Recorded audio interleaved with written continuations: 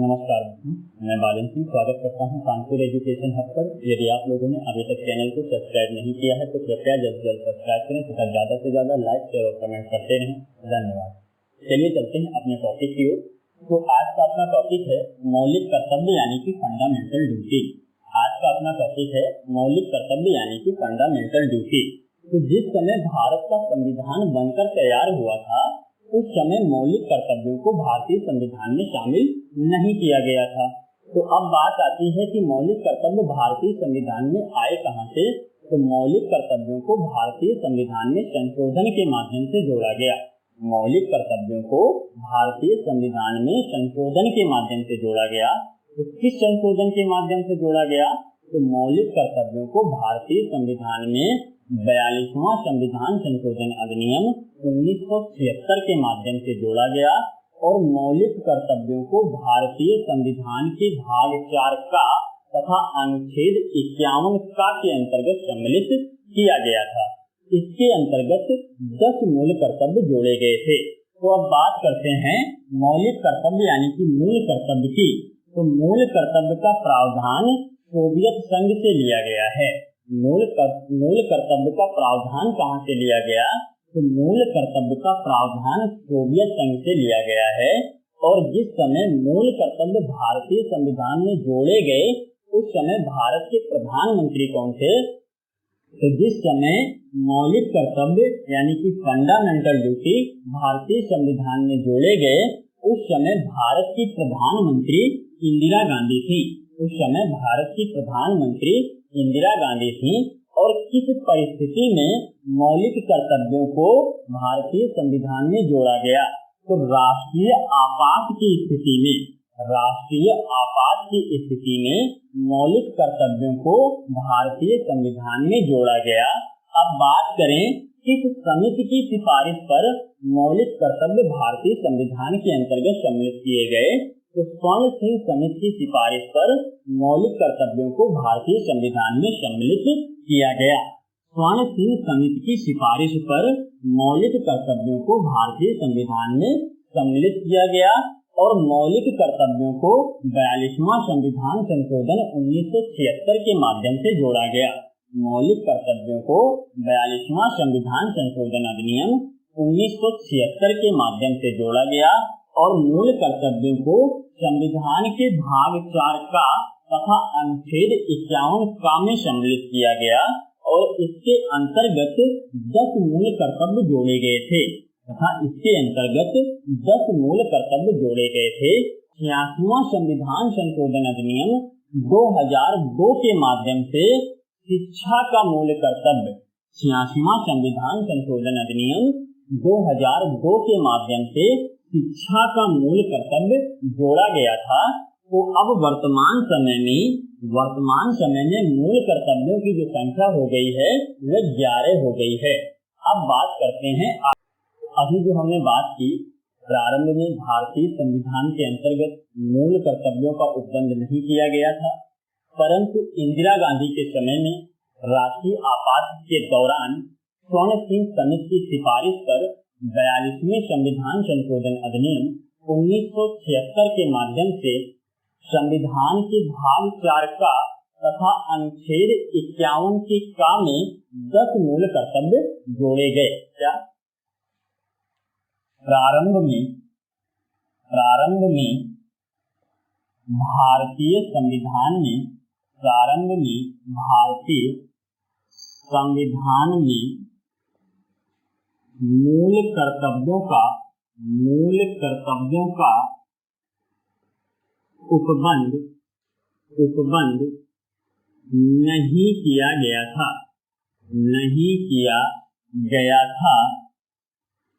प्रारंभ में भारतीय संविधान में मूल कर्तव्यों का उपबंध नहीं किया गया था,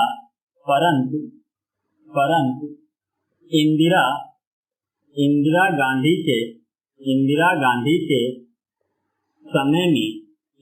गांधी के समय में राष्ट्रीय आपात की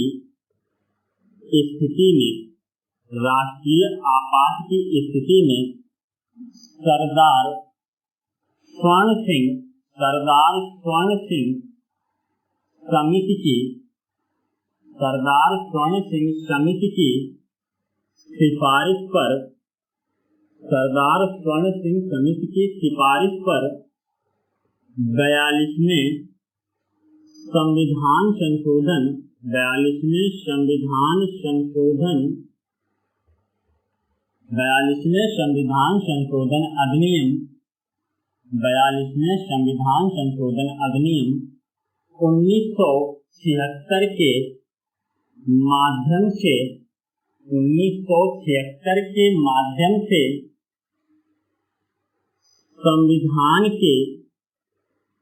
संविधान के भाग 4 का तथा अनुच्छेद 51 का के अंतर्गत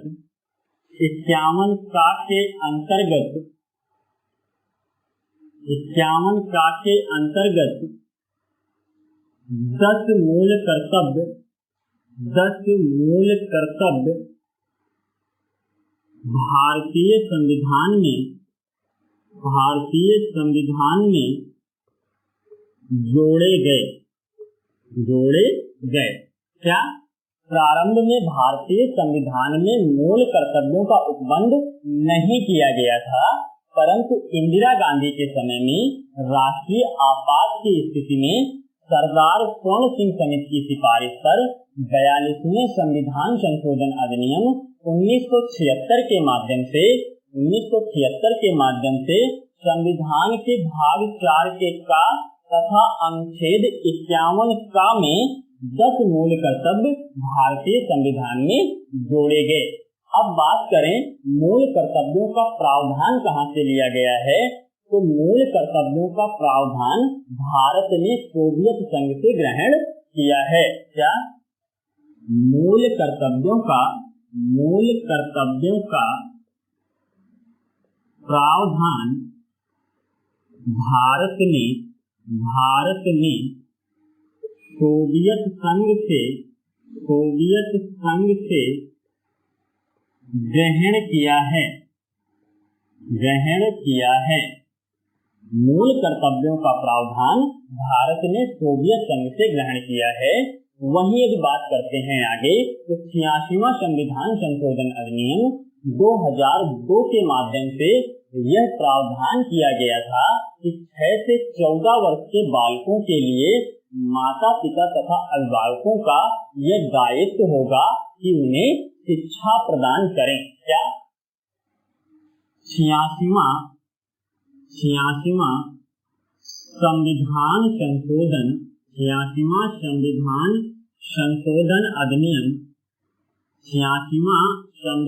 संशोधन अधिनियम 86वां संविधान संशोधन अधिनियम 2002 के तहत यह प्रावधान किया गया था कि 6 से 14 वर्ष के बालकों के लिए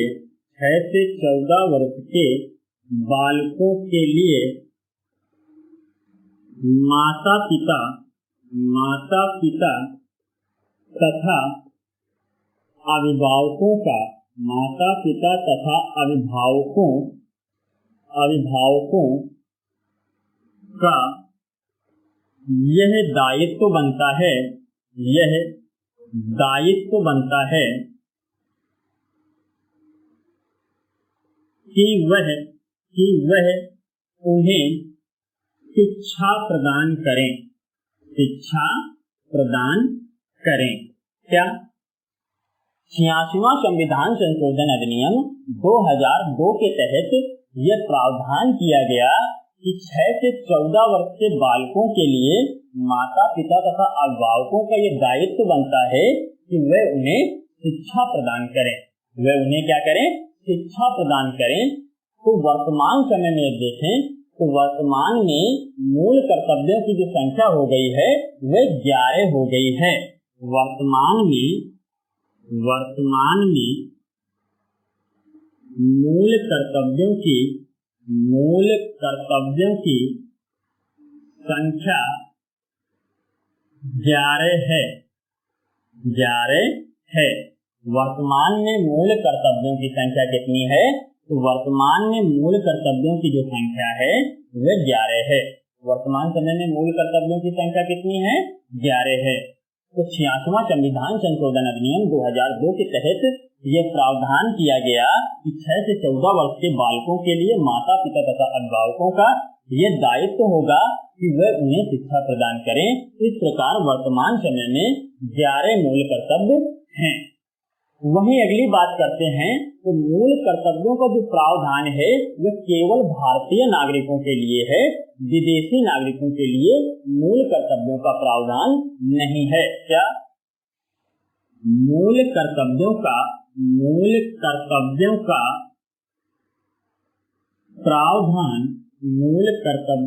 प्रावधान केवल भारतीय नागरिकों के लिए है। मूल कर्तव्यों का प्रावधान केवल भारतीय नागरिकों के लिए है, ना कि विदेशियों के लिए। जो मूल कर्तव्य हैं, मूल कर्तव्यों का जो प्रावधान है वह केवल और केवल भारतीय नागरिकों के लिए है, विदेशियों के लिए मूल कर्तव्यों का प्रावधान नहीं है। अब बात करते हैं आगे। मूल कर्तव्यों के उल्लंघन पर दंड का प्रावधान नहीं किया गया है क्योंकि इसके पास कानूनी स्वीकृति का अभाव पाया जाता है। क्या?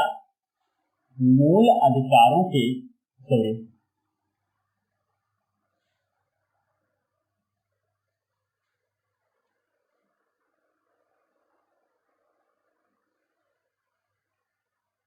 मूल कर्तव्यों के उल्लंघन पर दंड का प्रावधान नहीं किया गया है क्योंकि इसके पास कानूनी स्वीकृति का अभाव पाया जाता है। लेकिन जिन मूल कर्तव्यों को लेकर संसद के द्वारा विधि निर्माण किया जा चुका है उसके उल्लंघन पर दंड प्रदान किया जाएगा। क्या? बात कर लेते हैं। मूल कर्तव्यों के उल्लंघन पर दंड का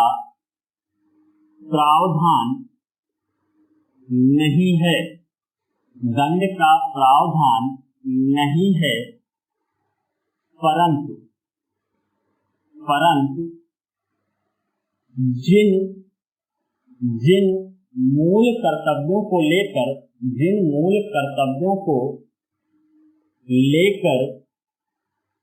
संसद के द्वारा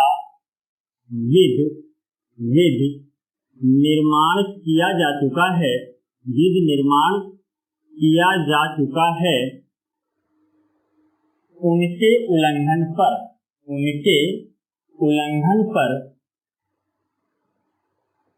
दंड प्रदान किया जाएगा। क्या? मूल कर्तव्यों के उल्लंघन पर दंड का प्रावधान नहीं किया गया है, लेकिन जिन मूल कर्तव्यों को लेकर संसद के द्वारा कानून का निर्माण किया जा चुका है उनके उल्लंघन पर दंड प्रदान किया जाएगा। जिनको लेकर संसद के द्वारा कानून बनाया जा चुका है, यदि उसका उल्लंघन किया जाता है तो उसका उल्लंघन करने पर नागरिकों को दंड प्रदान किया जाएगा। अब बात करते हैं मूल कर्तव्यों की। तो सबसे पहले मूल कर्तव्यों की बात कर लेते हैं। मूल कर्तव्य तो भारतीय संविधान में वर्तमान में 11 मूल कर्तव्य हैं।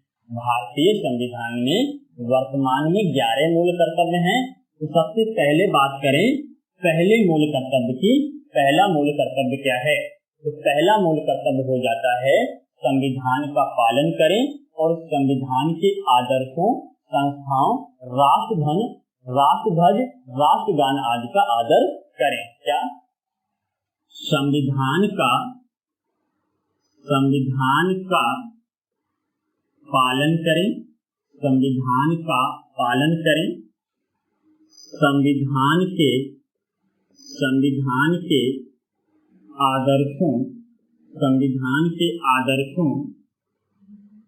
संविधान के आदर्शों,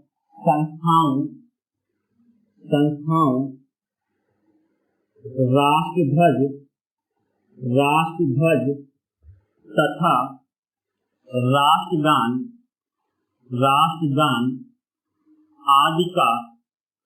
आदि का आदर करें, यानी कि सम्मान करें, आदर करें। पहला मूल कर्तव्य क्या हो गया? संविधान का पालन करें तथा संविधान के आदर्शों, संस्थाओं, राष्ट्रध्वज तथा राष्ट्रगान आदि का आदर करें। अब बात करते हैं दूसरे मूल कर्तव्य की। दूसरा मूल कर्तव्य क्या है? तो दूसरा मूल कर्तव्य है स्वतंत्रता के लिए राष्ट्रीय आंदोलन को प्रेरित करने वाले उच्च आदर्शों को हृदय में संजोए रखें तथा उसका पालन करें। क्या? स्वतंत्रता के लिए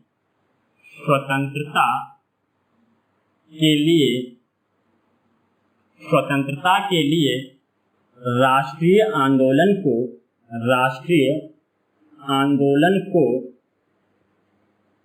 प्रेरित करने वाले उच्च आदर्शों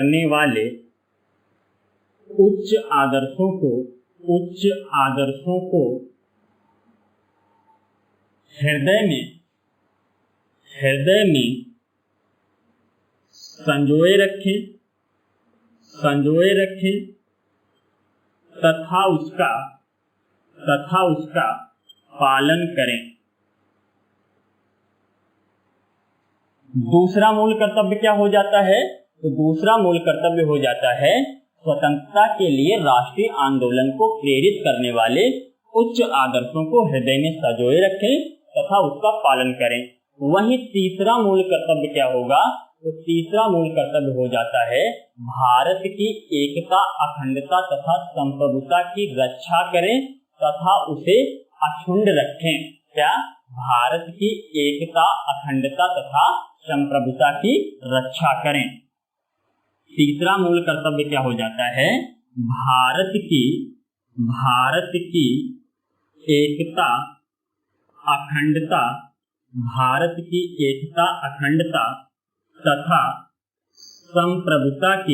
एकता, अखंडता तथा संप्रभुता की रक्षा करें तथा उसे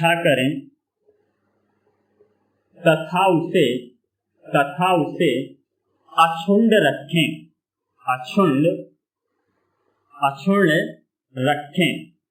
क्या?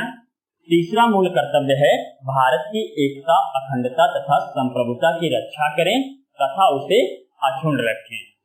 चौथा मूल कर्तव्य हो जाता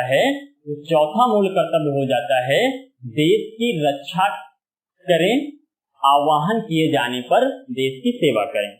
चौथा जो मूल कर्तव्य हो जाता है वह हो जाता है देश की रक्षा करें तथा आह्वान किए जाने पर राष्ट्र की सेवा करें। क्या?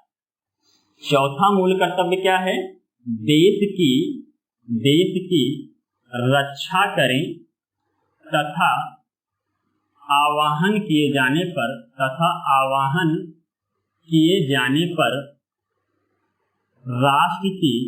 राष्ट्र की सेवा करें। क्या? देश की रक्षा करें तथा आह्वान किए जाने पर यानी कि बुलाए जाने पर क्या करें? राष्ट्र की सेवा करें। अब बात करें पांचवा मूल कर्तव्य क्या हो जाता है? तो पांचवा मूल कर्तव्य हो जाता है भारत के सभी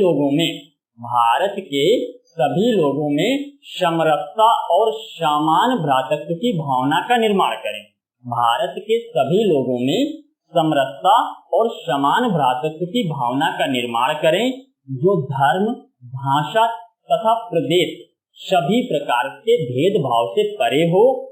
ऐसी प्रथाओं को त्याग दें जो कि स्त्रियों के सम्मान के विरुद्ध हो। पांचवा मौलिक कर्तव्य क्या है? तो पांचवा मौलिक कर्तव्य है भारत के सभी लोगों में समरसता और समान भ्रातृत्व की भावना का निर्माण करें। क्या? भारत के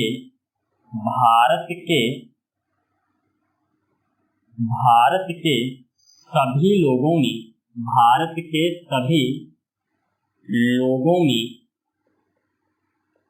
समरसता भारत के सभी लोगों में समरसता तथा समान भ्रातृत्व की भावना का निर्माण करें। पांचवा मूल कर्तव्य क्या है? तो पांचवा मूल कर्तव्य कहता है कि भारत के सभी लोगों में समरसता तथा समान भ्रातृत्व की भावना का निर्माण करें। समान भ्रातृत्व की भावना का निर्माण करें, जो धर्म, भाषा और प्रदेश सभी प्रकार के भेदभाव से परे हो। क्या? जो धर्म, भाषा तथा प्रदेश सभी प्रकार के भेदभाव से परे हो तथा जो सभी प्रकार के भेदभाव से परे हो तथा ऐसी प्रथाओं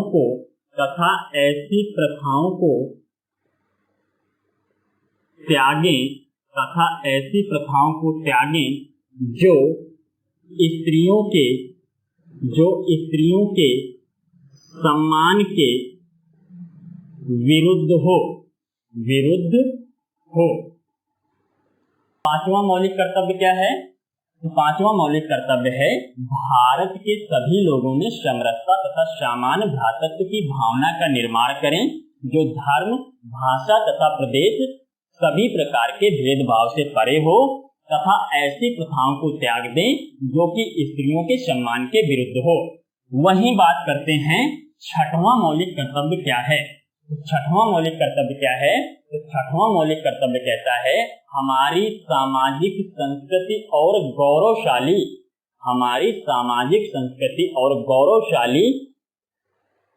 परंपरा का महत्व समझें और उसका परीक्षण करें। क्या?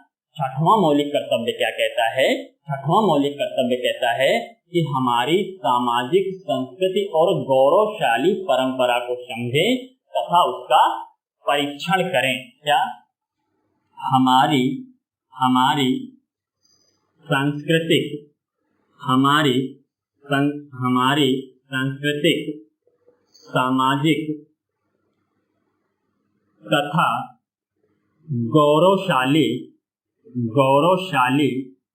सामाजिक तथा गौरवशाली परंपरा को समझें तथा उसका परीक्षण करें। छठवां मौलिक कर्तव्य क्या है? तो छठवां मौलिक कर्तव्य कहता है हमारी सांस्कृतिक, सामाजिक तथा गौरवशाली परंपरा को समझें तथा उसका परीक्षण करें। वहीं जो सातवां मौलिक कर्तव्य है, सातवां मौलिक कर्तव्य कहता है कि प्राकृतिक पर्यावरण जिसके अंतर्गत वन, झील, नदी, वन्य जीव आदि आते हैं, उनकी रक्षा करें और संवर्धन करें तथा प्राणी मात्र के लिए दया भाव रखें। क्या? प्राकृतिक पर्यावरण, सातवां है प्राकृतिक पर्यावरण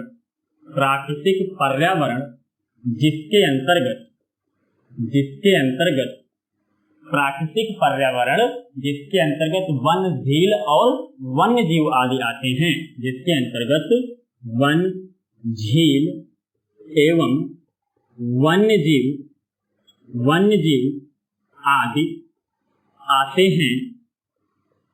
प्राकृतिक पर्यावरण जिसके अंतर्गत वन, झील एवं वन्य जीव आदि आते हैं, उनकी रक्षा करें और उनका संवर्धन भी करें। उनकी रक्षा करें तथा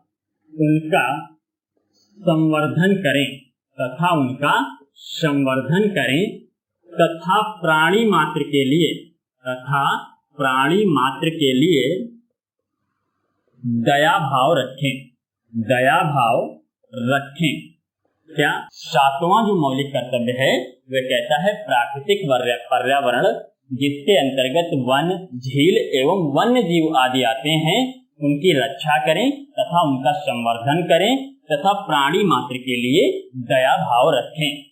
वहीं आठवां जो मौलिक कर्तव्य है, आठवां मौलिक कर्तव्य कहता है वैज्ञानिक दृष्टिकोण से मानववाद और ज्ञानार्जन तथा सुधार की भावना का विकास करें। क्या? वैज्ञानिक दृष्टिकोण से मानववाद और ज्ञानार्जन तथा सुधार की भावना का विकास करें। क्या? आठवां, वैज्ञानिक दृष्टिकोण से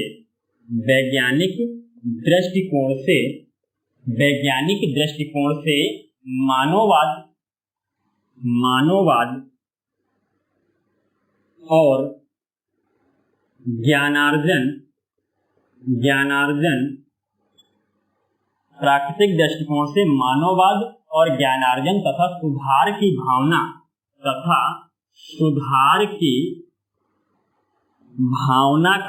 सुधार की भावना का विकास करें।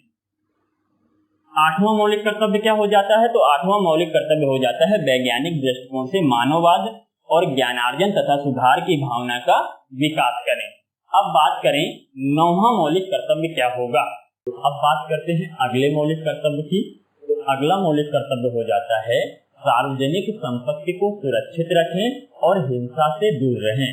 अगला मौलिक कर्तव्य हो जाता है सार्वजनिक संपत्ति को सुरक्षित रखें और हिंसा से दूर रहें। तो नौवां मौलिक कर्तव्य क्या हो जाएगा? तो नौवां मौलिक कर्तव्य हो जाएगा सार्वजनिक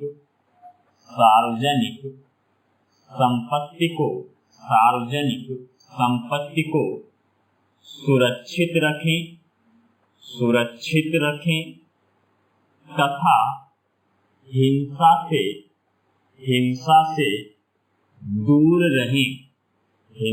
से दूर रहें। तो नौवां मौलिक कर्तव्य हो जाता है सार्वजनिक संपत्ति को सुरक्षित रखें तथा हिंसा से दूर रहें। वहीं अगला मौलिक कर्तव्य क्या हो जाएगा? तो अगला मौलिक कर्तव्य हो जाता है व्यक्तिगत और सामूहिक गतिविधियों के सभी क्षेत्रों में उत्कर्ष की ओर बढ़ने का सतत प्रयास करें जिससे कि राष्ट्र की प्रगति और निरंतर बढ़ते हुए नई उपलब्धियों को छुआ जा सके। तो 10वां मौलिक कर्तव्य क्या हो जाता है? 10वां मौलिक कर्तव्य है व्यक्तिगत और सामूहिक गतिविधियों के सभी क्षेत्रों में उत्कर्ष की ओर बढ़ने का सतत प्रयास करें जिससे कि राष्ट्र की प्रगति और निरंतर बढ़ते हुए उपलब्धियों की नई ऊंचाइयों को छुआ जा सके। क्या? 10वां मौलिक कर्तव्य। 10वां मौलिक कर्तव्य क्या है? तो 10वां मौलिक कर्तव्य है व्यक्तिगत एवं सार्वजनिक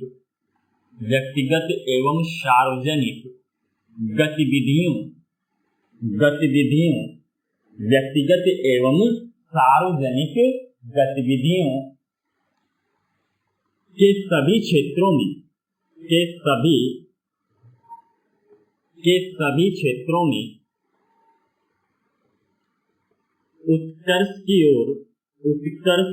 में उत्कर्ष की ओर बढ़ने का सतत प्रयास करें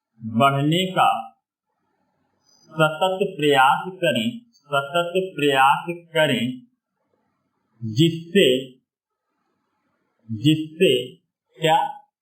व्यक्तिगत एवं सार्वजनिक गतिविधियों के सभी क्षेत्रों में उत्कर्ष की ओर बढ़ने का सतत प्रयास करें जिससे राष्ट्र की प्रगति और निरंतर बढ़ते हुए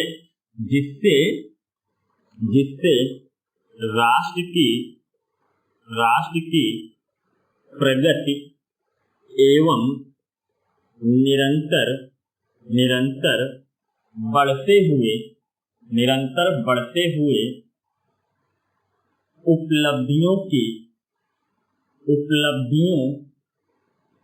उपलब्धियों की नई ऊंचाइयों को नई ऊंचाइयों को छू सकें।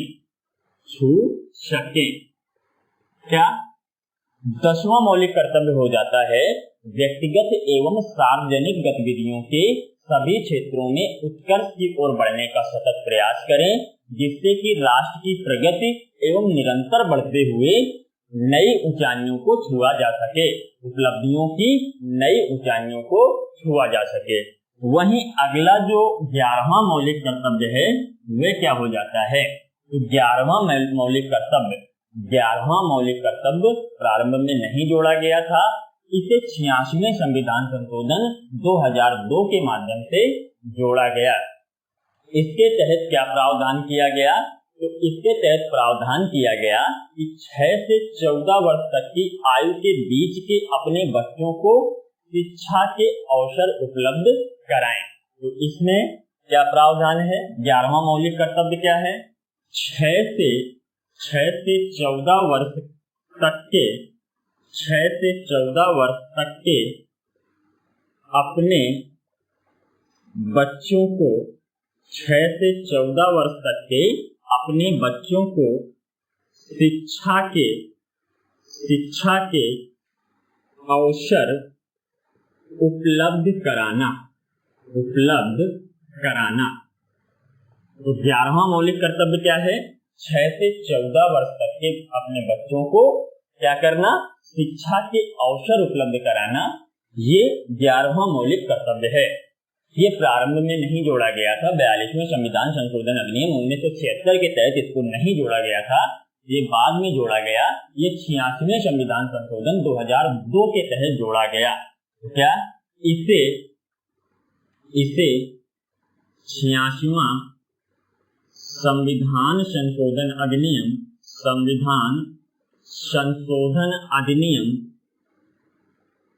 2002 के तहत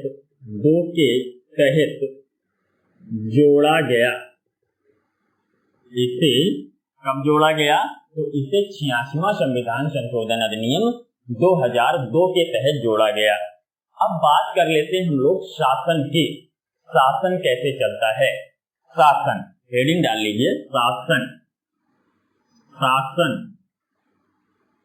जो शासन है, शासन 3 अंगों से मिलकर चलता है। शासन 3 अंगों से मिलकर चलता है। शासन के 3 अंग कौन कौन से हैं? शासन के 3 अंग कौन कौन से हैं? तो शासन 3 अंगों से मिलकर बना है। जो शासन है वो 3 अंगों से मिलकर बना है। कौन कौन से 3 अंग? तो पहला कार्यपालिका, दूसरा व्यवस्थापिका और तीसरा न्यायपालिका। शासन 3 अंगों से मिलकर बनता है, या ये कहें कि शासन 3 अंगों से मिलकर चलता है। कौन कौन से 3 अंग?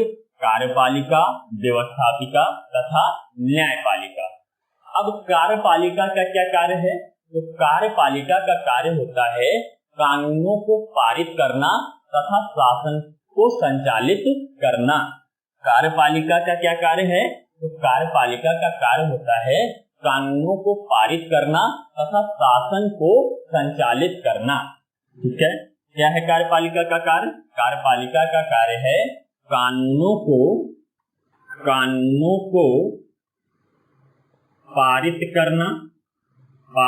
करना तथा शासन को संचालित करना।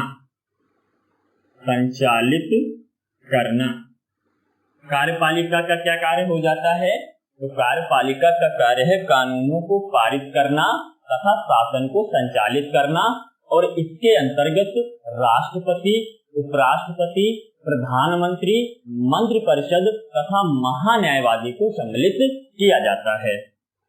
इसके अंतर्गत राष्ट्रपति, उपराष्ट्रपति,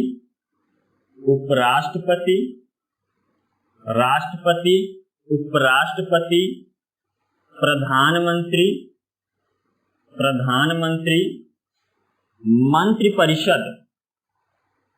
मंत्रिपरिषद तथा महान्यायवादी को शामिल किया जाता है। तो कार्यपालिका के अंतर्गत राष्ट्रपति, उपराष्ट्रपति, प्रधानमंत्री, मंत्रिपरिषद तथा महान्यायवादी सम्मिलित होते हैं। अब बात करें व्यवस्थापिका की, तो व्यवस्थापिका का क्या कार्य है? तो व्यवस्थापिका का कार्य होता है कानूनों का निर्माण करना। व्यवस्थापिका का क्या कार्य है? तो व्यवस्थापिका का कार्य है कानूनों का निर्माण करना। व्यवस्थापिका का कार्य है कानूनों का निर्माण करना और इसके अंतर्गत संसद का अध्ययन करेंगे। इसके अंतर्गत संसद का अध्ययन करेंगे। व्यवस्थापिका का क्या कार्य है? तो व्यवस्थापिका का कार्य होता है कानूनों का निर्माण करना और इसके अंतर्गत प्रमुख रूप से संसद को सम्मिलित किया जाता है। अब बात करें न्यायपालिका की, तो न्यायपालिका का क्या कार्य होता है? तो न्यायपालिका का कार्य होता है न्याय करना तथा कानूनों की व्याख्या करना। न्यायपालिका का क्या कार्य है? तो न्यायपालिका का कार्य है न्याय करना तथा कानूनों की व्याख्या करना। न्यायपालिका का कार्य क्या है? न्याय करना तथा कानूनों की व्याख्या करना। तो आपसे यदि क्वेश्चन पूछा जाएगा तो ये पूछा जाएगा कानूनों की व्याख्या करना किसके अंतर्गत सम्मिलित है, या ये पूछा जाएगा कि कानूनों की व्याख्या करना किसका प्रमुख कार्य है, तो यह न्यायपालिका का कार्य होता है। इसके अंतर्गत प्रमुख रूप से उच्चतम न्यायालय को सम्मिलित किया जाता है। उच्चतम न्यायालय, इसके अंतर्गत प्रमुख रूप से उच्चतम न्यायालय को शामिल किया जाता है। न्यायपालिका का क्या कार्य है? तो न्यायपालिका का कार्य है न्याय करना तथा कानूनों की व्याख्या करना और इसके अंतर्गत प्रमुख रूप से उच्चतम न्यायालय को सम्मिलित किया जाता है। तो चलिए आज की क्लास हम लोग यहीं पर समाप्त करते हैं। फिर मिलेंगे अगली क्लास में। तब तक के लिए नमस्कार, धन्यवाद, बाय बाय।